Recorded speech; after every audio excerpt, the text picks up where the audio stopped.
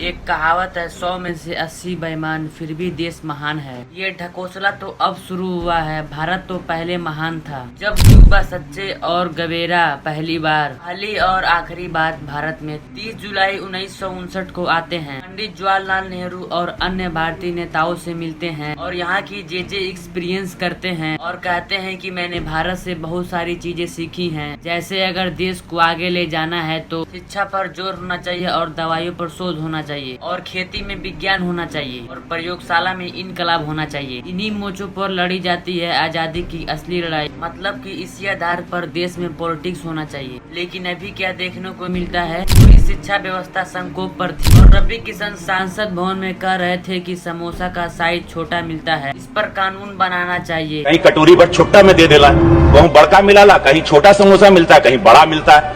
जब रवि किशन जैसे ही लोगों को संसद में भेजोगे तो ऐसे ही सवाल उठाएंगे। लेकिन हमें शर्म तो इस बात पर आना चाहिए, क्या हम अपने देश में अच्छे क्रांतिकारी नेता दे ही नहीं पा रहे हैं? तो इन जैसे लोगों को संसद भवन में भेजना पड़ता है।